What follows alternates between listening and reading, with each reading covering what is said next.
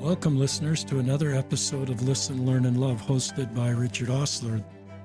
This is the first, after 890 audio-only episodes, that we're attempting a video episode, and this hopefully will be one of many, and will appear on YouTube, and it'll be a way to connect our podcast listeners not onto audio, that this will still be an audio-only version, but video. And my brave guest has agreed to be the very first video participant, and we've been chuckling as we've been trying to figure out exactly how to do this. But let me introduce my guest is joining us from Box Elder County, Rod Gardner. Welcome to the podcast, Rod. Thank you. Thanks for having me, Richard. It's an honor to be here. I got an email, listeners, to introduce Rod from Beth at Signature Books, Beth Reeve, and she talked about the book that Rod has written called Second Chance Again by Rod Gardner, who's a dentist. And let me read his own Facebook post to introduce his book on his Facebook when it came out. We all have a story to share, and this is mine. Mine has some ugly and some beauty. From stealing Grandpa's Playboy magazines, shooting out Brigham City Main Street Christmas lights, and punching it out with a rival dentist on his front lawn, to drug addiction, rehab jail, prison, excommunication, and losing almost everything, to rebuilding my life with my wife and kids and all the unexpected angels who played a part in the beauty. I'll be forever grateful to those who had such an impact on me along the way. I feel so blessed to be able to share my story. I hope this book helps someone who feels they are all alone and just waiting for someone to reach out to them. So that's between Beth's email and scanning your Facebook, Rod. I thought in about 1 second, I would be honored to have you on the podcast. You're one of my new heroes for taking shame off the table and willing to share your story. So that's, let me just introduce a little bit more about Rod now that you're understanding why he's on the podcast. He's a dentist. He went to Utah State, went to dental school in Virginia. He's practicing in Box Elder County with his son. He's got 5 kids, 9 grandkids. He's back in the church, been rebaptized, and has a calling in his ward. He also, in his email, as we started to exchange emails, he said, I've got a queer son, and they've been on this road for about just a couple years. And so maybe 80% of this podcast will be talking about Rod's book, but Rod will also just talk about what it's like to be the parent of a queer son and what he's learning from that experience. And as listening to Rod before we went live, this is pretty moving and pretty thoughtful, and kind of somebody who's not been on the road for a decade like me, trying to support LGBTQ people, new to this space, especially with proximity of a wonderful son. So if you're a parent of an LGBTQ kid, a dad, that may have even grown up a home where jokes were pretty commonplace, like a lot of our homes about gay people, this might be helpful for you just listening to Rod's story. We said a prayer before we start, but first that our technical side would work as we're doing something for the first time, but more importantly, for you, our listeners, that something in Rod's story will help you. And so I'll turn it over to Rob, and just super grateful for you being brave to write this book, share your story, and now be on the podcast. Well, thank you, Richard, and it's an honor to be here. As I told you a little bit briefly, my wife and I have followed you from a distance, kind of Facebook stalked you, I guess, to a certain extent for a couple of years, as we've been breaking into this space of having a queer son and trying to understand him and just educate ourselves. And so I've been very grateful that my wife especially has had some place to turn to hear from a thoughtful, faithful member of the church, where she can get advice and find hope in just maintaining a solid relationship with our son, and her as well being able to maintain her solid relationship with the church. And it can be difficult. So we're grateful that we have people like you to look up to and turn to. And So yeah, this book that I wrote, I guess I'll start out with kind of where I was. I was born in 1966 in Washington State when my dad was in dental school, and my first memories are of when we lived in Sandy, down in the Willow Creek area. Grew up in Willow Creek, had just a really good childhood, had great friends, was raised not just by my parents, but by the church community. We had, back in those days, we had the road shows and all the things going on. Everything revolved around the church. Church was not the 3 hour block. It was 3 hours, but you walked to church and then you went home and then you came back and then it was broke up into different sessions. I can't remember if it was 3 hours or two, and then one during the week, but it was a good childhood. And then when I was when I started to become a young man, a teenager, I felt like something was maybe a little bit different about me, in that I was, and a lot of people that grew up with me might be surprised to hear this, but I was pretty shy, um, pretty reserved. I had a lot of what I see now as anxiety, where I sort of always felt like I was kind of on a stage and playing a part, when in fact, really, probably no one was paying attention, but I was really self-aware, and I was also, um, we were very active in the church, and I wouldn't say that I was overly religious, but I believed everything that I was being taught. And there was one time in my life where this older gentleman in our ward knew President Kimball, and we actually went and pulled weeds at President Kimball's house one day and mowed his lawn. I never met him, but we felt pretty special that we were there, taking care of his yard. And then at a young age, I had received my patriarchal blessing. I think I was 13, and nowadays we tend to do them a little later, and I think maybe my parents saw a little, okay, this kid, we got to keep him in line, so let's get that blessing on him right now. And so I got my blessing, and in that blessing, I was told that I had this ability to love other people, and that I had acquired that ability in the pre-earth life as I associated closely with the Savior. And obviously, as a 12 or 13-year-old, that made me feel really special. But at the same time, I was hitting puberty, and I was introduced to pornography. And it wasn't, like it is now, but like I said in my book, my grandpa had a Playboy, and I remember one time stealing some pages out of the Playboy when we were at his house and taking them home, and so I've got this going on in me, like, okay, I'm really special because I associated with the Savior, but I also really like to look at this stuff that I know I shouldn't be looking at, and it created more anxiety. And what I also didn't know at the time was that in our family, we've had some mental illness challenges. And just before I go any further, I'm sharing things today that, I did share a little bit in the book, but that I've never spoken about publicly.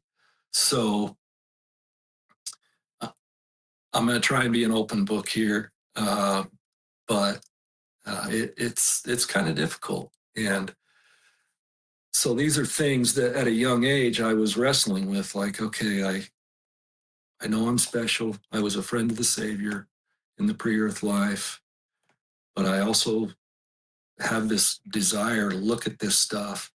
And then I also had this, what I see now as some mental illness issues with not just regular anxiety, nervousness, but more almost an obsessive compulsive disorder to where it was just on my mind a lot. And then I would, when I would do something wrong, um, I would feel a lot of depression, a lot of anxiety, a lot of panic.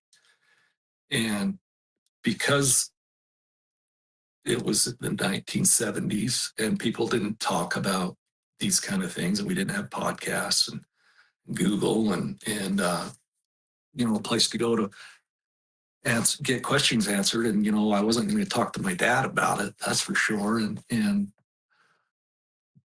the overwhelming assumption became that, okay, you're having these bad feelings, this depression, these panic feelings because you're doing things wrong, and this is Satan trying to get a hold of you. And that scared me. And so every time I would get these feelings, I'd go into a repentance process of, dear God, please forgive me, please help me, please take this away from me. And this is in my teen years. I shared a experience with my dad not long ago that one day, and I was probably 14 or 15, I felt so much guilt and so much shame that I left our house, and we had a big peach orchard um, when we had eventually moved to Brigham City from Sandy.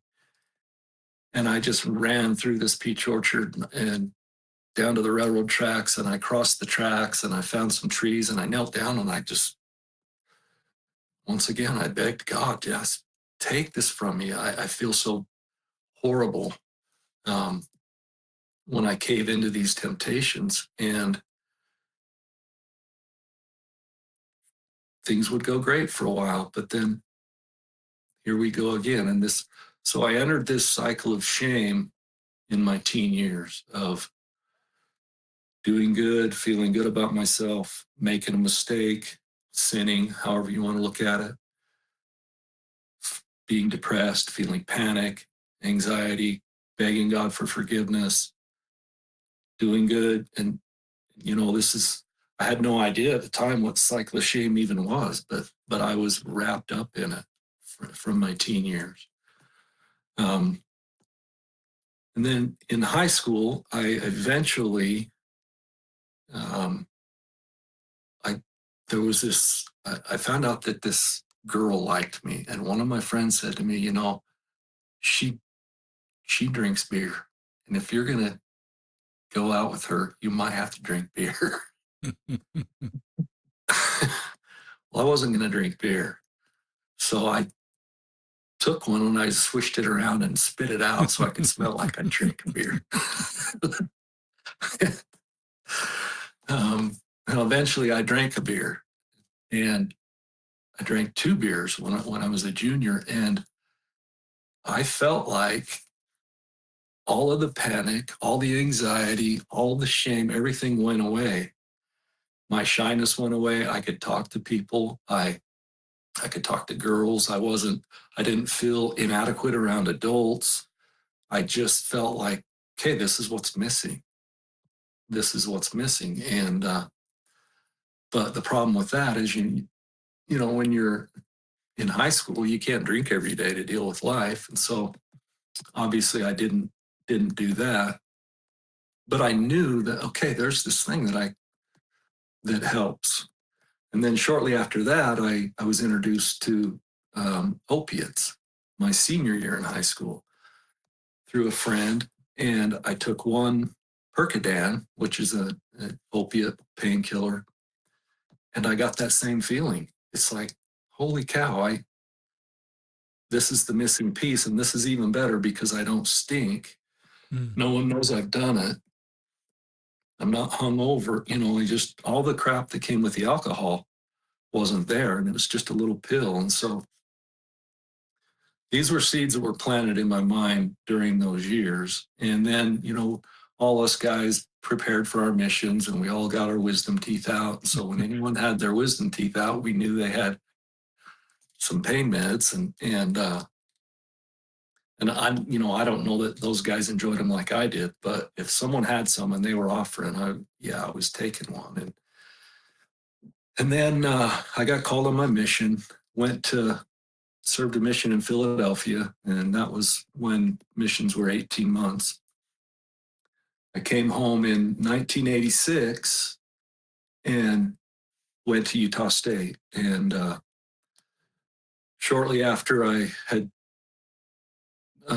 started at Utah State, my roommate was dating this young lady, and he brought her home one day, or she came to the house or to the apartment and was waiting on the couch while he was in his room getting ready for the date. And I just happened to come in the front door from school, and I walked through the front door, and there's this girl sitting on the couch, and I'd never seen anyone so beautiful.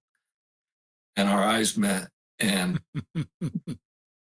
I could tell, and she won't admit it, but I could tell she wanted to go with me and not with my roommate. But they went on their date, and a few weeks later, we were lifting weights, and I said to him, "Hey, you still going with Jill girl?" And he said, "No." And I said, "Well, would you care if I asked her out?" So he said, and I can remember it like he said it yesterday. He said, "Go for it." So I called her that night, and eventually we went out, and I had a feeling about her right from the start, that she was the one. My mom loved her, my sisters loved her, and we got closer than we should have, and we did things that neither one of us had ever done. And she ended up pregnant within, like 4 months. So we went to the doctor up at Utah State, and I waited outside, and she went in to get the test. And when she came out, she was crying, and she said, "Yeah, I'm pregnant." And so the plan was we were going to just sit on it a little while and not tell anybody. But that night, she told her parents, and I had never met her parents. Wow.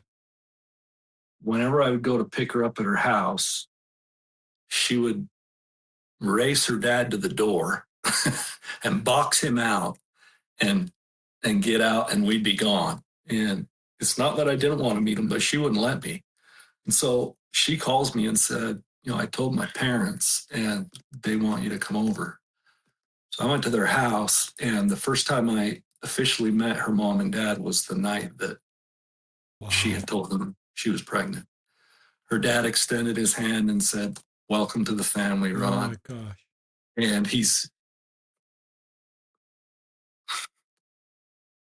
been like that ever since, with everything that we've gone through. He's one of my heroes. And her mom is one of my heroes as well. But she said, "Rod Gardner, I ought to tan your hide." And so we were married, and then had a son, and I needed to figure out what I was going to do with my life. So I went to dental school. And am I going too slow here, Richard? You're doing great. There's no time Okay. limit on a story like this. All right. Just go at your pace. So, the pills and the alcohol, all that had been gone for a long time. That was way in the rearview mirror. That was high school stuff. And we got married. We got married in the Old Rock Church over in Logan, and then we headed to dental school in Virginia. And my senior year in dental school, I was, it was a stressful time. And one day I was walking the streets of Richmond, Virginia between classes, and all of a sudden I felt like the buildings were caving in on me, and I couldn't breathe. And I was having a panic attack. And I called my wife and I said, I'm having one of those panic attacks, because I had had a few, when right before we got married. And I asked her if she would come and pick me up from the school. I didn't even feel like I could drive home. So she came and picked me up and took me home, and I tried to go to school the next day. And anyone who's had a really severe panic attack, what happens a lot of times is you avoid places where you had a panic attack. And so I couldn't avoid finishing dental school, but I went back and I had it again, and I just couldn't be there. And I talked to the instructor that was over me, and I just asked him if I could have some time off. And I was a good enough student and was doing well enough that he said, you take a couple of weeks off. So during that couple of weeks, I went to a doctor, and this doctor prescribed me Xanax, my senior year in dental school. And the Xanax was a lot like the Lortab. It took care of the problem. And I took a couple of weeks off. I was taking Xanax, getting some sleep, went back to school, graduated, moved home, started our practice here in Tremont. At the time, my dad had an office in Brigham City and then one out here in Tremont. And he basically just said, do you want to take over Tremont? And I don't know that I want to go out there anymore. So he turned that office over to me, and we did really well. But I was still using this Xanax pretty much every day now. And once you get hooked on that, or once you feel like it's the answer to your problems, you always have to have it. You may not have to have it in your body, but you've got to have a bottle of it somewhere just in case. And so, what a lot of people don't know is that first 3 years of my dental practice, I was using Xanax. I wasn't abusing it, but I was taking it to sleep at night. And like if we went on an airplane anywhere, I had to have Xanax. And if we were going to the temple, I had to have a Xanax. It's because that can be kind of, it's one of those situations where you can't just jump up and run. Although one time, quick story, we were in the temple and I had a panic attack. And I raised my hand. And this little elderly woman came up, asked me what I want. Our families are all there, and they're looking at me like, well, what is Rod doing raising his hand right now? And I just told her, I've got to get out of here. And so she took me, and I went out. I went in the bathroom, and I just kind of collected myself, and then was able to go back in. But I just, if people haven't experienced that sort of panic attack or debilitating depression, that's like, I don't know how I'm going to get through the next minute type of depression, you won't understand what I'm talking about. But anyone who has will know that they get it, because it feels like you've got to run, you've got to escape. And so I was still dealing with that as we were building our practice. And yet, anytime I would have panic or depression, I still would entertain this idea of, is it because I'm doing something wrong? And so, just to check all the boxes for those first 3 or 4 years of being back in Utah and practicing, I would run to my bishop and confess anything that I thought was potentially causing these problems. And I ended up talking to my stake president at the time a few times, and I'm just looking for some relief from these feelings that I was having. And the Xanax would help, but it wasn't totally solving the problem.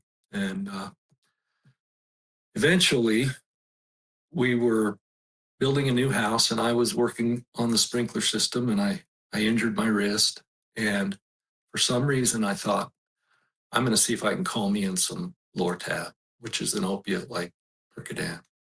It's kind of like it. So I called the pharmacy there, and this is 1997, which to me and you is not that long ago, but when it comes to technology, it's a different lifetime.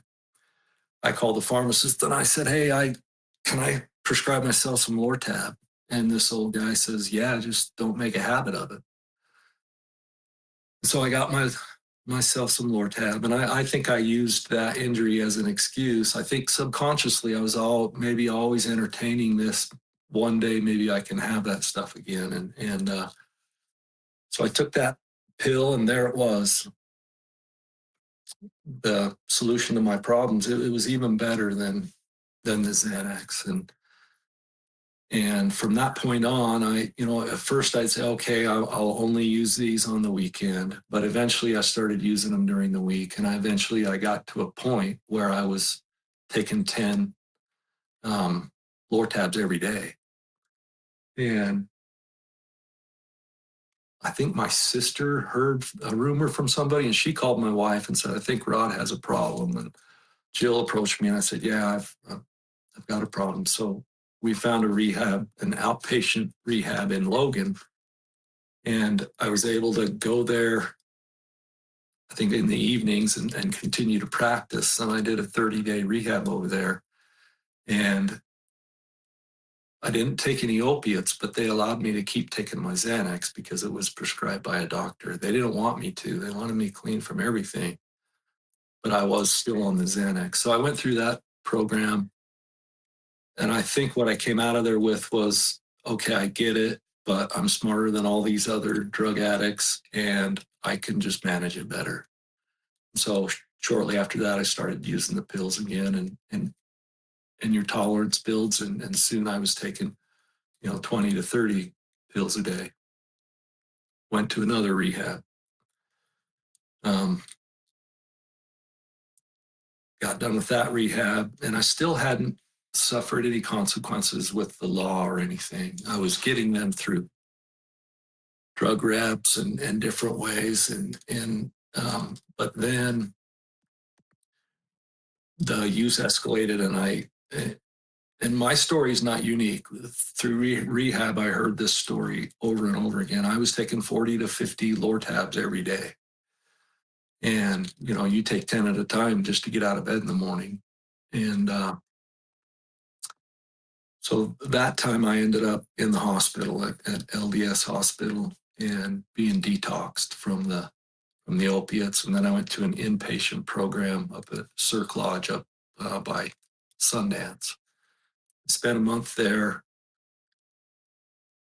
And that was the first time I was off of the Xanax, and that was rough. And so as soon as I got out, I got back on the Xanax. And eventually back to the opiates. So the culminating weekend was I had 180.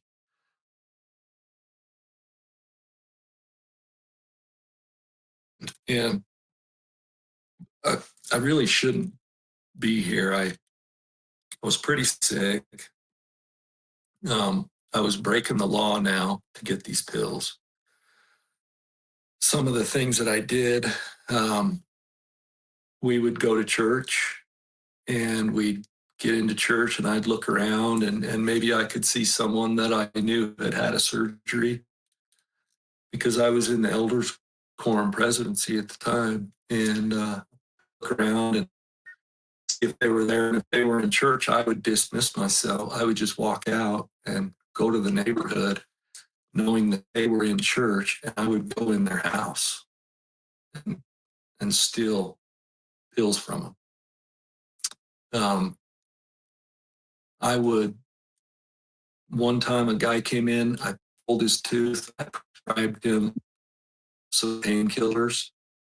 That night, I took one of my kids and went to his house to check on him. I went in. So, I'm trying to represent myself as this real caring, loving dentist. I come to your house to check on you. But while I'm there, I say, hey, can I use your bathroom? I go in their bathroom and I rifle through their medicine cabinet and take anything that I could get. Another guy, I prescribed him some. I actually followed him, and I write about this in the book. He didn't know it, but as soon as he left my office, I got in my truck and I followed him to the pharmacy, sat in the parking lot and watched him. He went in, he got the pills, he came out with that little white bag.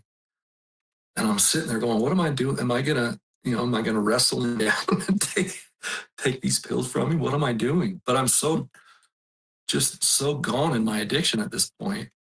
So I follow him to his house. He pulls in his driveway, gets out, and goes in his house. And I notice he doesn't have the bag with him. So I pull up, open his car door, grab the bag of pills, and jump in my truck and leave.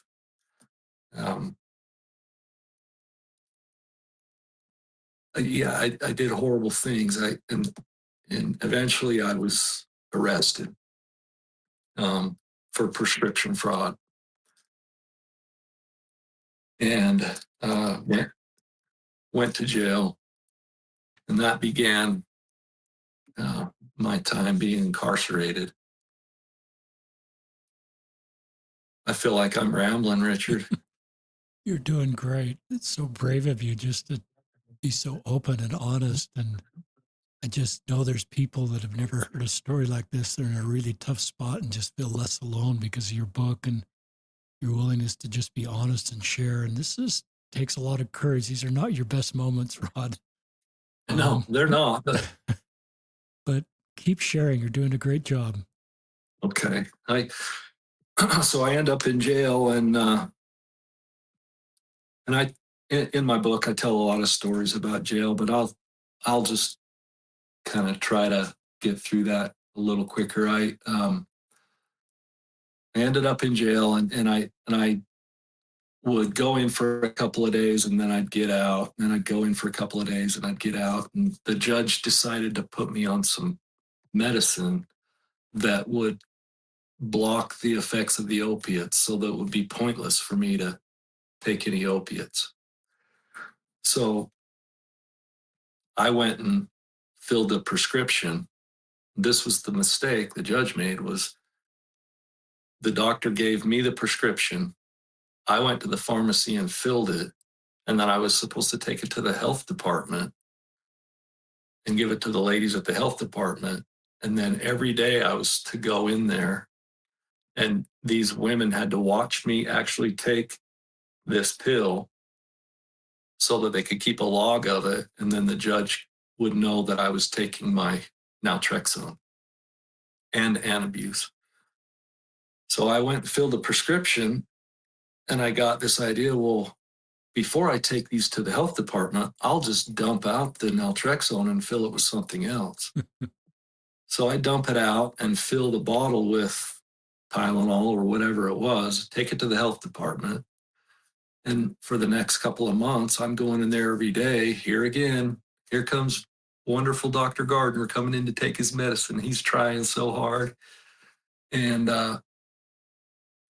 I'm sorry that I'm smiling about it, but I have to it boggles my mind that I did these things. And yet in another way, it doesn't really surprise me because of some of all the stories I've heard and things. But so I'd go in there, and these women would watch me take my naltrexone and be so proud of me. And I'd go back to work, and little did they know I was just taking a Tylenol, and so I could keep using. And eventually the judge, I don't know how he found out that I was doing that, but when he found that out, it was not a good day. So he ended up sending me down to the Utah State Prison to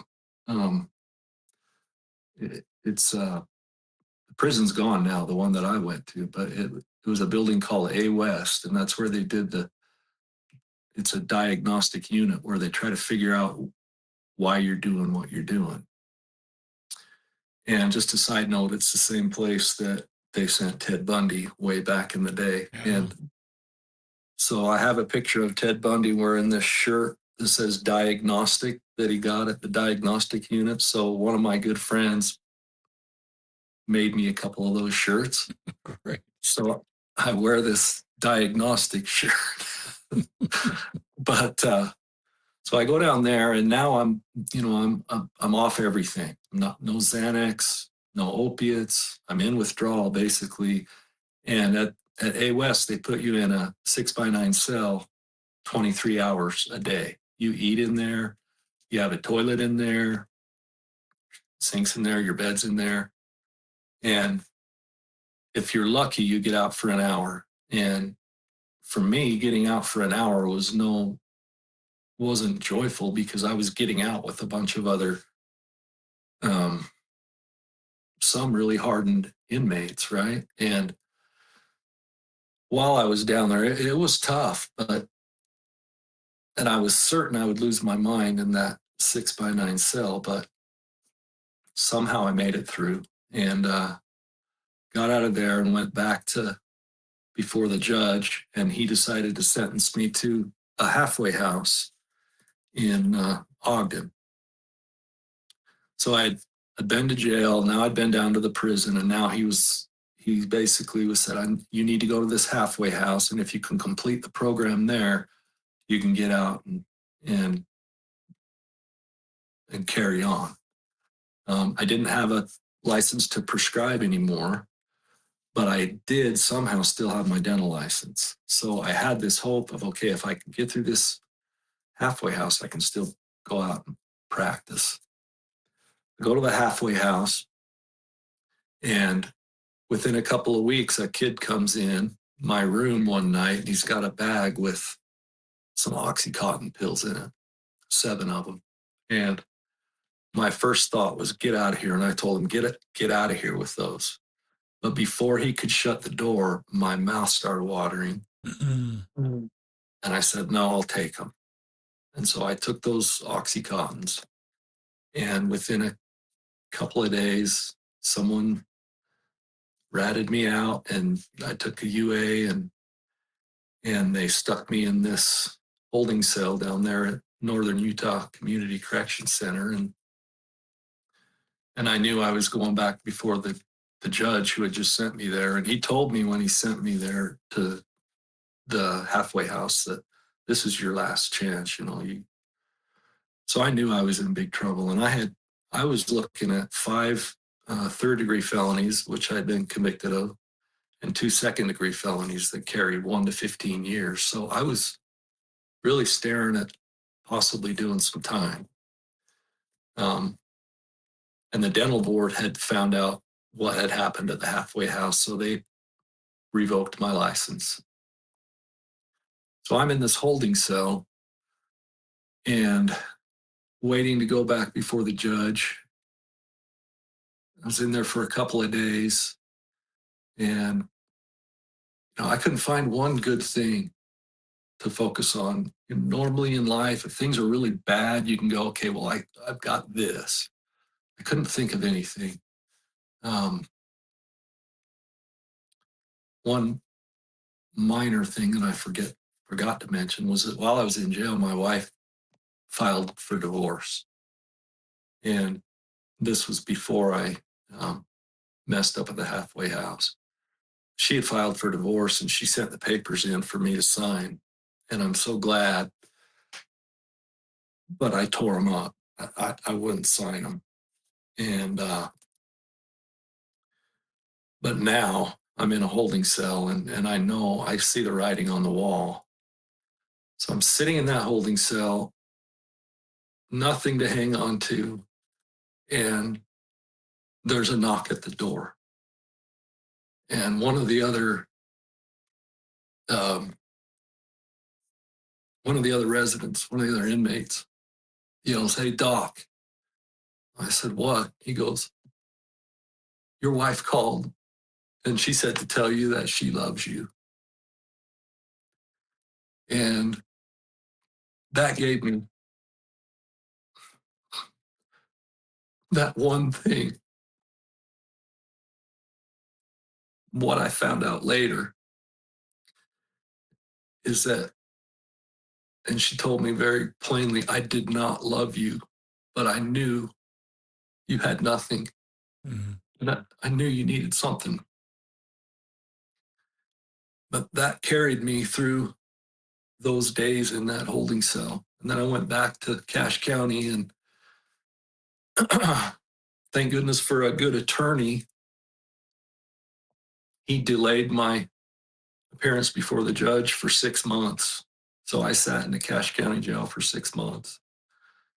And, but I was still sure that I was going to the prison. By this time, earlier in my jail stay, I had my stake president come over and meet with me over there. And I confessed a lot of stuff to him that had happened during my addiction. And I know I kind of went through it kind of quickly, but I left my wife for a while during all of this, and did horrible things, and turned into a real scumbag. Um, and I confessed all those things to my stake president, and I was excommunicated. So here I sit back in Cache County, and I'm sure I'm going to prison. I've lost my dental license. I know my wife wants a divorce. I've been excommunicated. Um,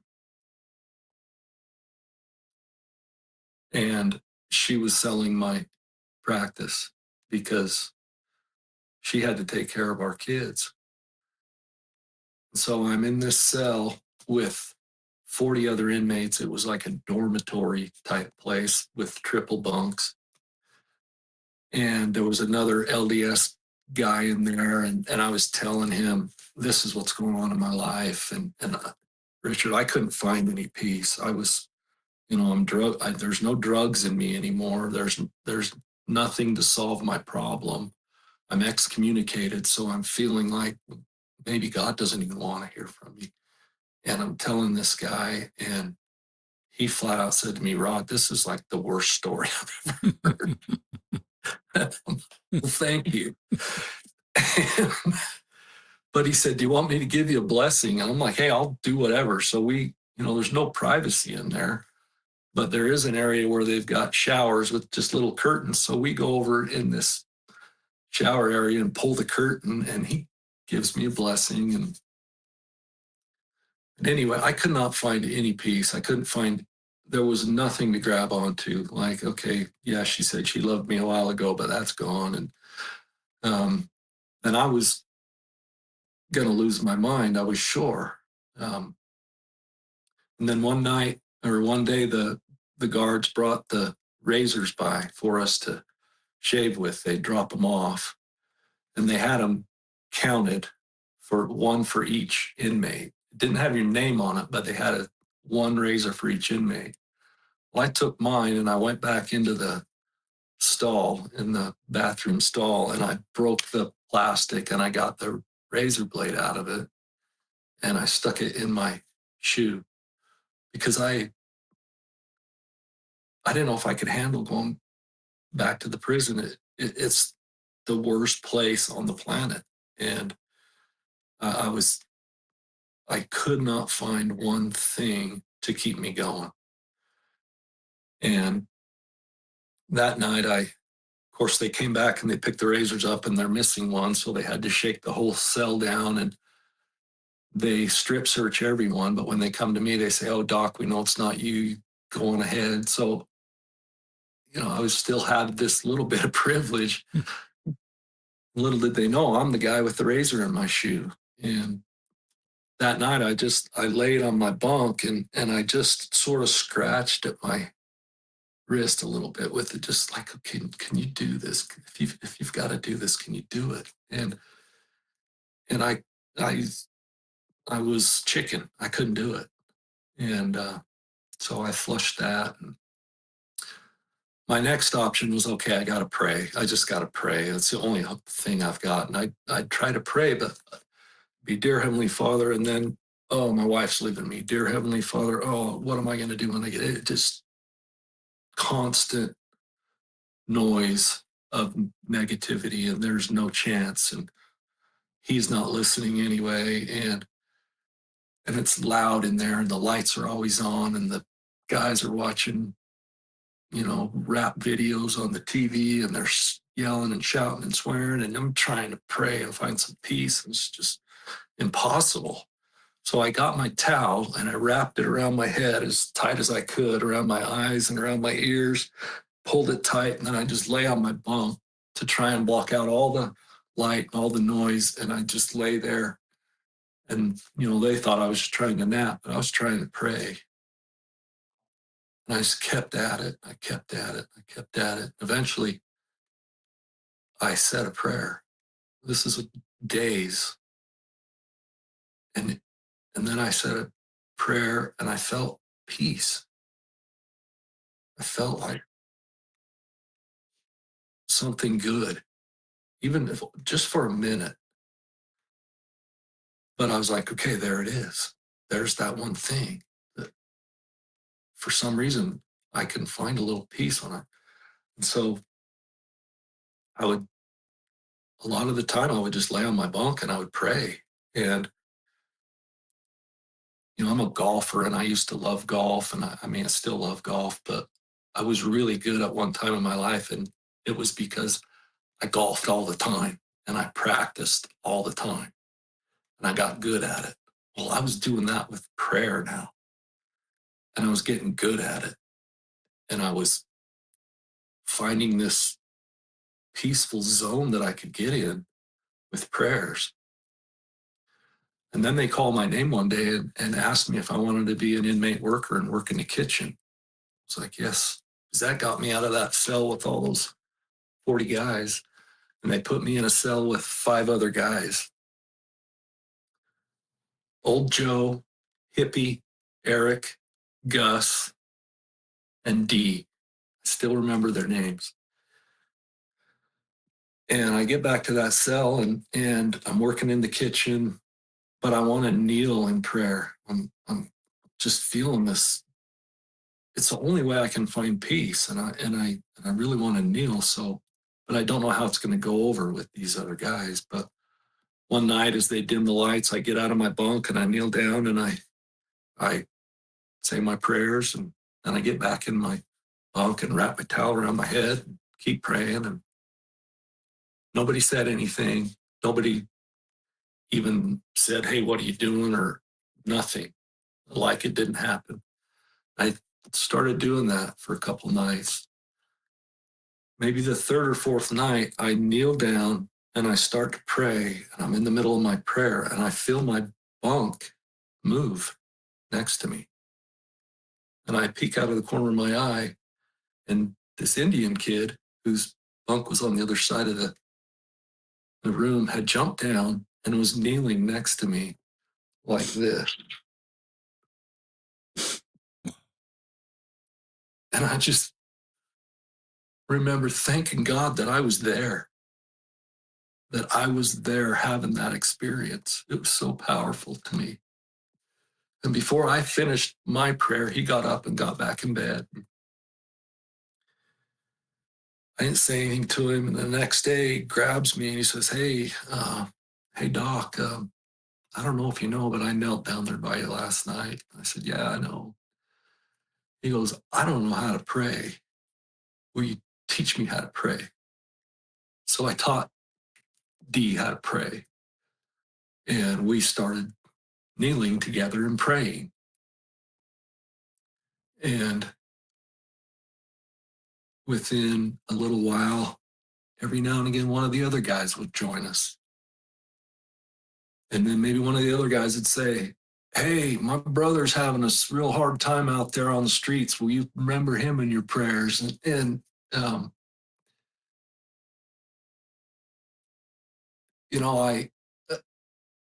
it's a time in my life where I felt so free from all the crap going on in my life and so much peace that it's weird to hunger for something that it was what's such a horrible situation.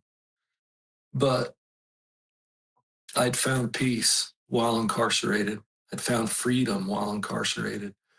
And I knew that I was never going to use drugs again. And it was all through prayer and meditation. I, working in the kitchen, I could talk for hours. I met so many good people along the way that I never would have met um, any other way in my life. So eventually I go back before the judge, and I wrote him a letter before I went back before him. And I said, Judge, no matter where you send me, I know I'm going to be okay, because that's where I was at. I wasn't writing him to beg for mercy. I was telling him, I want you to know that no matter where you send me, I'm going to be okay. And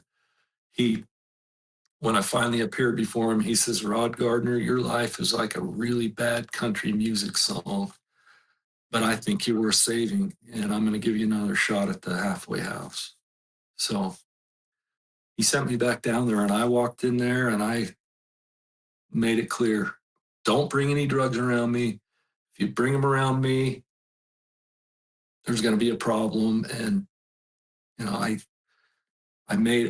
the program was 4 months. I made it through there in 3 months. And my wife and I were slowly repairing our relationship. She could see the change in me. And so after 13 months from when I first went to jail to going to the prison, to going to the halfway house, to going back to jail, and then back to the halfway house, it was 13 months that I was gone. I went home, and we just slowly put the pieces back together. At that time, I was drinking coffee like, I was drinking my coffee, and truth be told, I still drink coffee, but I did give up for a while. So I was drinking coffee, and I was also chewing tobacco that I had learned how to do in jail. And I hated chewing tobacco, but you got to do something while you're there. And anyway, I had to give those up. And then I got rebaptized a couple of years after I got home. And then I ended up getting called to serve on the branch presidency at the Box Elder County Jail, the very jail that I had done some time in. Wow. Yeah. So I go back in that jail, and I'm hearing the door slam. I'm seeing holding cells that I had sat in before.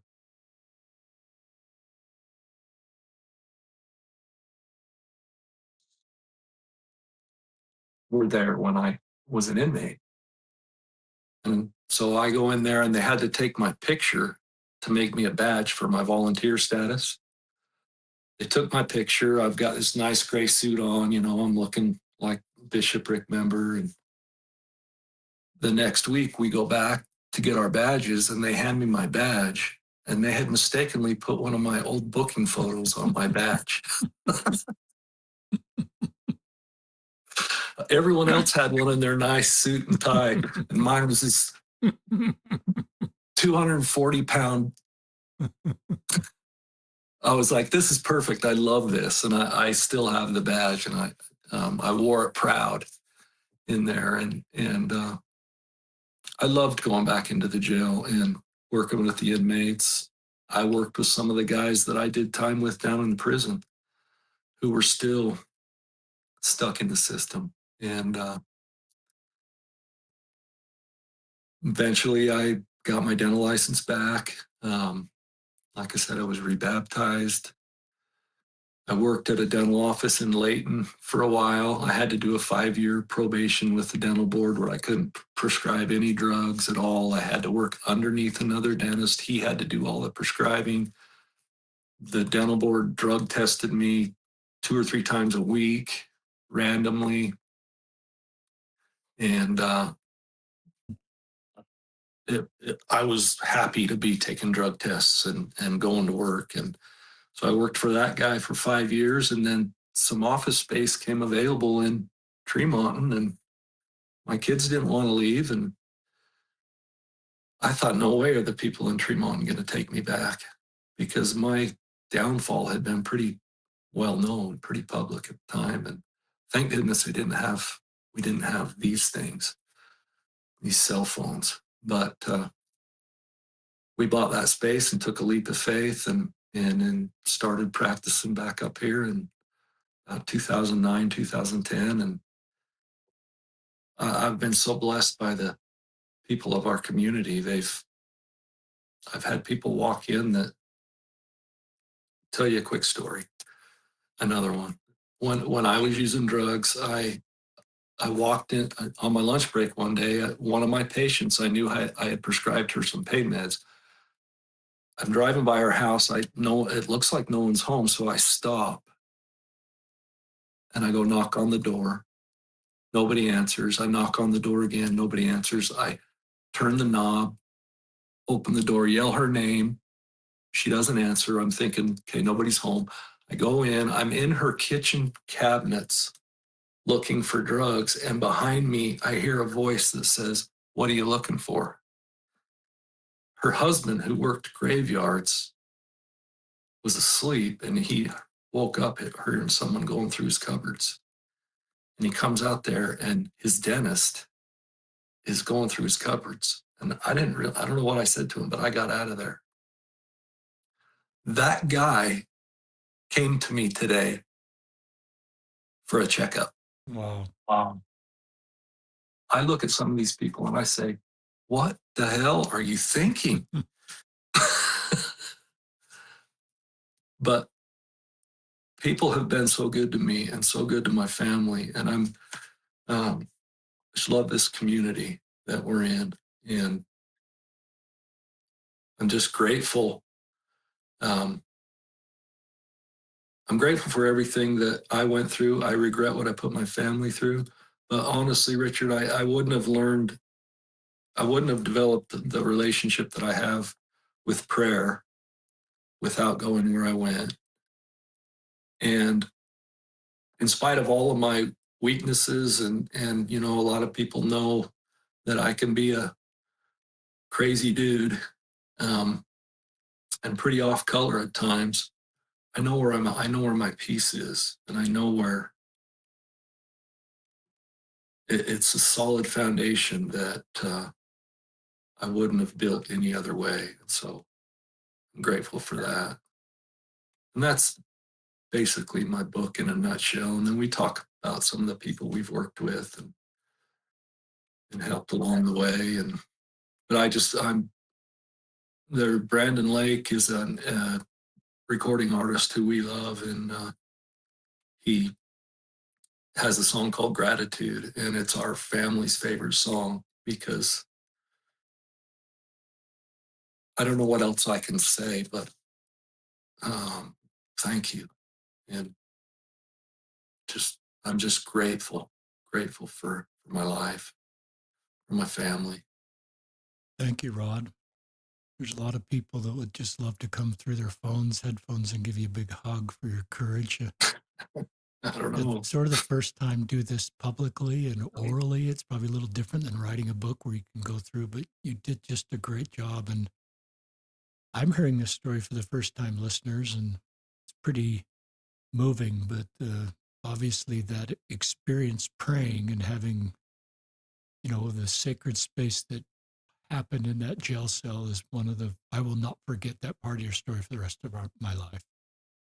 Yeah, I won't either. So I would comment more, listeners, but I want, just in the interest of time, to, you wanted to, and this wasn't me asking you, you wanted to talk about your queer son, Kaden, Yeah, as part of this. And I thought that's pretty cool that Dad wants to make sure because a lot of you are connected to the LGBTQ space, and this podcast, maybe 70% of the episodes talk about that. But I just, want to get you talking about Kaden and your journey, kind of a short journey of a couple years, to sort of, so share a little bit about Kaden.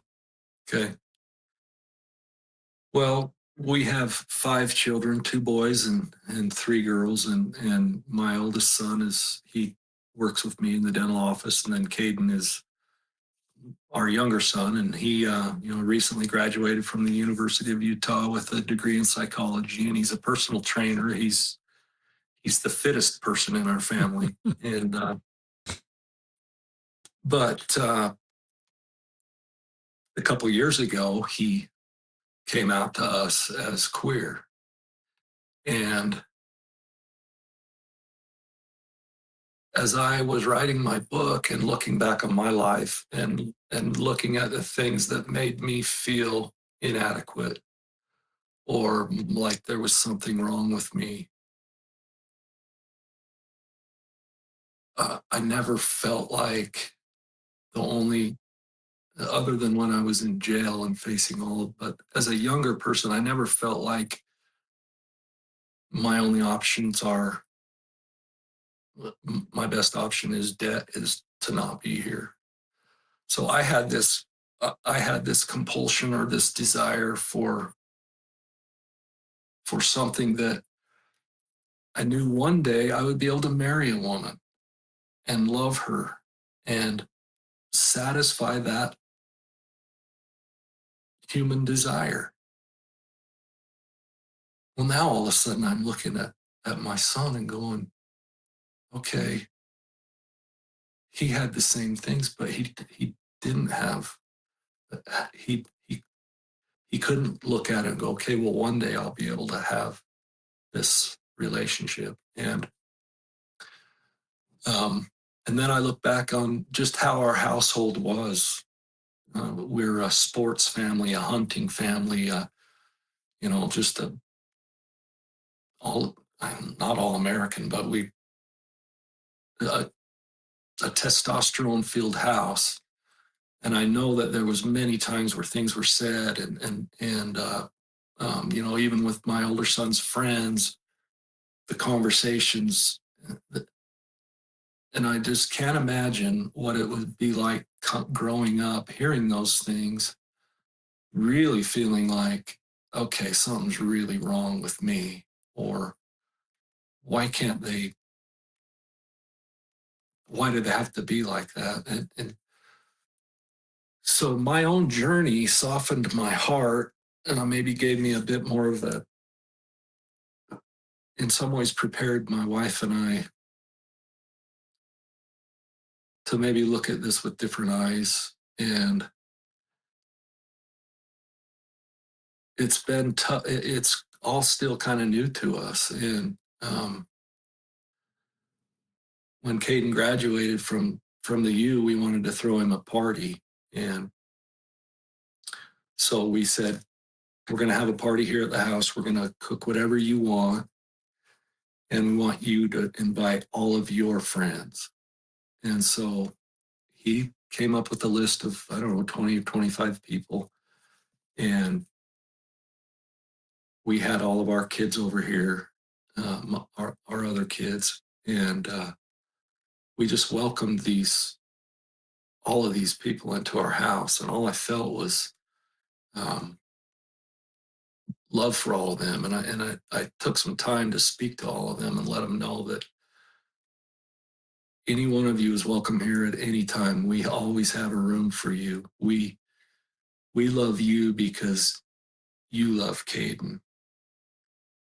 And then a couple months ago, we were having another family get together, and I know this is hard for Kaden, but he messaged me and Jill personally and said, I'm bringing someone with me. And I don't think he knew, obviously he didn't know how we were going to react to that. And honestly, it's when as a dad and you read that and you, okay, this is really real. We're doing this. So Caden came home and he brought his partner with him, and um,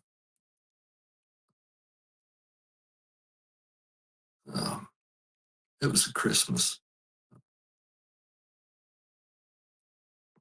I was a bit nervous. because you're thinking all these, oh, I don't want to act the wrong way. I don't want to be too the, and just, but when this young man came in with Kaden, all I felt was love.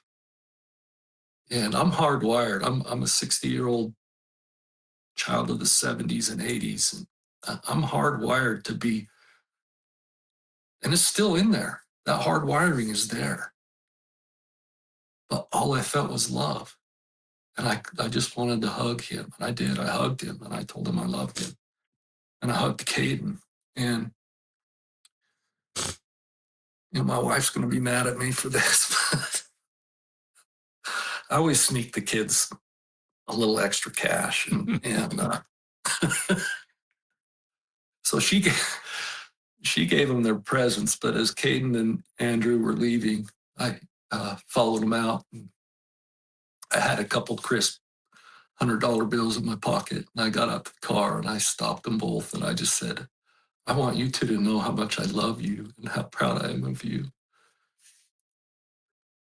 I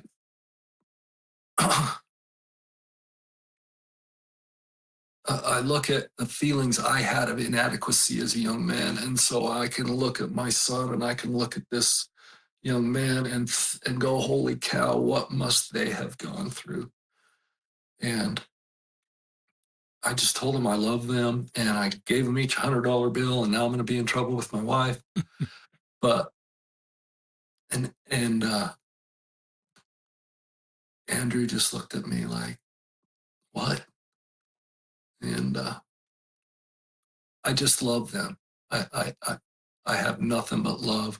Kaden will come home and we'll all be like, hey, where's Andrew? Um, I talked to Kaden Sunday on Mother's Day, and I needed to get his permission to talk about this today. And I said, so how do I refer to you as my gay son? This is how fresh we are. Yeah, we've known for a long time, but these conversations don't get really deep because there's a little bit of resistance on both sides of, okay, how comfortable are you? Well, no, how comfortable are you? And so at the park, I just said, Kaden, I want to let everyone know how much I love you and how much I support you. So is it gay? And he says, no, Dad, it's queer. And I said, oh, son, do I gotta call you? Do I gotta say queer? It's a hard word for me. I'll say it again. I'm a 60-year-old man. This is hardwired into me. When we were kids, we played Smear the Queer. He says, Dad, it's queer. I said, okay, it's queer. And my daughters are all like going, Dad, just get over it. Just I don't want to fake like this is easy. It's not easy. It's hard. But if you lead with love, and I'm just so glad that God blessed me with that feeling of love for them when they walked through the door, because I feel like that's a blessing that I just felt love and nothing else. And I think in our world, in our church, if we could just err on the side of grace every time, I think sometimes we try to play God and we got to pass this judgment and this one because this is what God would do. Well, we don't know what God's going to do when we get there. I don't know what he's going to do when I show up because I'm a sinner and I'm going to stand before him and hope he lets me in. But while we're down here, I think we need to err on the side of grace every single time because that's what Jesus taught. Master, what's the greatest commandment in the law?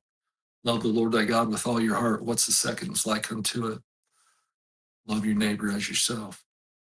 That doesn't mean just the neighbors you like or the people you hang out with or the people that are patients who pay their bill on time or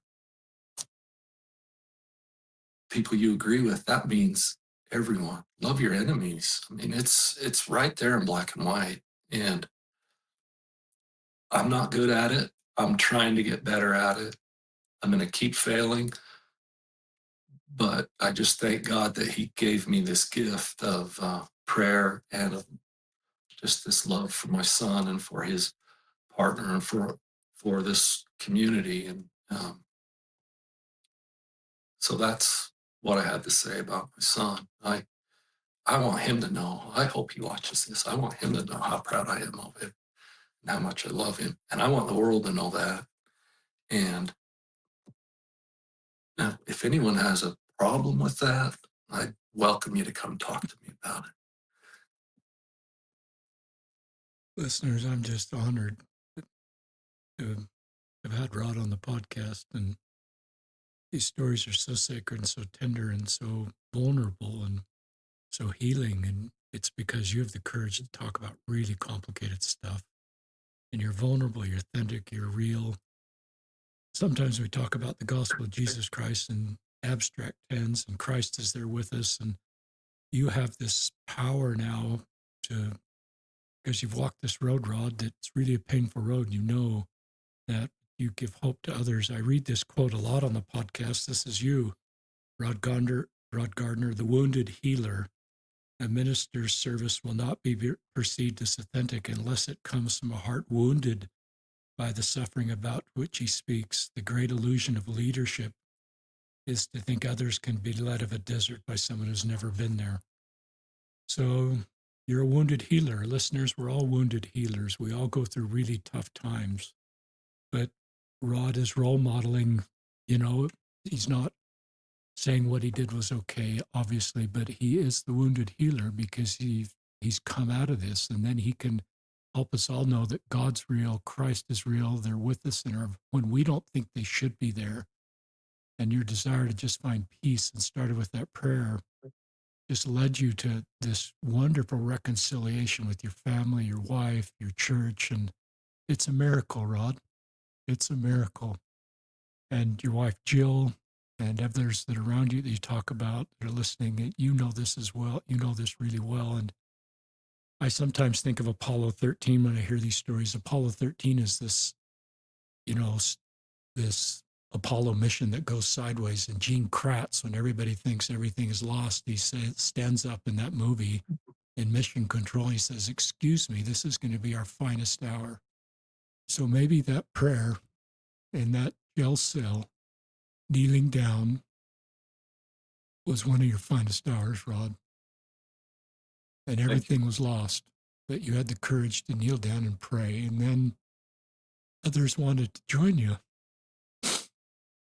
And there's so much of a story there. I'm thinking about undiagnosed scrupulosity. I think you've written about that a little bit in your book, or that's as I've read a little bit. And I've wondered if this mental health issue at the bottom of your iceberg, I sometimes think of things at the top of the iceberg, listeners, that people turn to deal with bottom of the iceberg. And in your case, drugs. If you had had a diagnosis of scrupulosity and OCD as a teenager and better framing of your escape, with pornography and drugs to try to deal with that anxiety and that not feeling good enough, that cycle then gets repeated. You obviously didn't say one day to God, I want to make you sad. Your heart is actually wanting to do the right things. And then this just comes in your life as a coping mechanism. And so there's a story in your story of just undiagnosed, maybe scrupulosity, OCD, mental illness. And because that goes so diagnosed and you have no perspective on what's going on, there's no stories, there's no podcast, you're so alone. And you feel so good when you take that first beer and do some of that stuff. So doesn't excuse, well, neither of us are saying that excuses sin, but connecting the dots gives younger people and us as parents and church leaders better perspective to go, what's really going on at the bottom of the iceberg? And can we get a diagnosis here?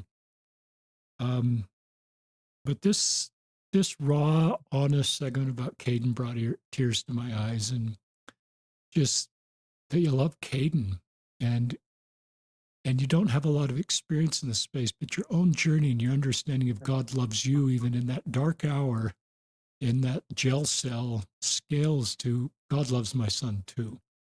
And, exactly. and God loves all of his children. This is back to you not reading this in the scripture, but learning this through yourself, your own personal journey. And then taking all this learning in your heart that's changed, just like my heart's changed, and just saying, in this conversation in the park, it's full of grace. The queer people I know are grateful for these conversations. They love their parents saying, "What would you like me to call you?" And then your honest answer, "It's kind of hard for me, Kaden." You probably smiled, and your daughter said, "Well, Dad, get over it." And that's just a beautiful moment of a family navigating a new space with everybody trying to do the right thing. And it's just beautiful. And then, I wonder what Andrew, you've given him a name, Andrew thinks coming to this LDS home for the first time with your son, Kaden. And how's Dad and Mom going to respond to this? And then you give both of them just a big hug. And all the thoughts he had in the car on the ride up, assuming up is north to northern Utah, and then the conversation on the way home, um, and how pleased they obviously were that they felt welcome. And to me, listeners, that's just what Jesus would do. Our job is to gather. Our job is to preserve the family relationship. Your empathy that recognizing Cadence walked a pretty complicated road, not being straight, um, is really thoughtful and helpful for all of us. So, we're kind of at the end of this podcast, but Rod, I just want you to know, thank you for coming on and doing this. You did a great job, and there are people driving and working at the gym or listening that have tears in their eyes, just like I've had multiple times. You're real, you're authentic, you're vulnerable, you're faithful, and people are drawn to people like you. And your work at the prison, putting on that badge and then wanting not to have a new badge, but just owning Yeah. that old badge is just, that's vintage Rod Gardner that I just learned about in the last hour and 15 minutes. Doesn't surprise me at all because there's no shame in your story. You're obviously there's mistakes there, but you're taking the shame out and helping us all find hope. So I'll turn it back to you for final comments and then we'll sign off. Anything you'd like to say in closing? Oh, I just, we certainly don't have it all figured out up here, but, and I'm a work in progress in so many different ways. And I'm just glad that the Lord's let me be alive and, just continue to learn. And I do need to, um, express my love for my wife and for her devotion to our family and her devotion to the church. She's unwavering, and I totally support her in that. We come at it a little bit differently, but I wouldn't want her to be any other way. She's the most stubborn woman I've ever met, and I'm grateful for that because that stubbornness is what's kept our family together. And I really owe her everything, and I'm just really honored to be on here today. I've been pretty nervous all day. I went and ran and ran 5 miles at 12 just to try and take the steam off. But I couldn't. Yeah. So thank you so much. Thanks for everything you do. And I really, really, really am grateful that you emailed me. Great. Well, listeners, on our first YouTube video, I think it went well as far as I can tell. I'll send it off to our technical guy. This was a great one to do video and kick off that future of our platform. And for people like Rod, we will put in the show notes Rod's book. It's on Amazon. It's on other. We'll put that. We'll also in the show notes. I think I'll put Rob's Facebook if he's okay with that. And if anybody wants to connect with Rod and anything else Rod wants to put in the show notes, we'll just have that there. But it's a powerful story, and I obviously hope more people hear your story and you have more chances to share this story. It's a really powerful story, and your courage to write a book is just awesome. So this is Rod Gardner and Richard Osler signing off on another episode of Listen, Learn, and Love.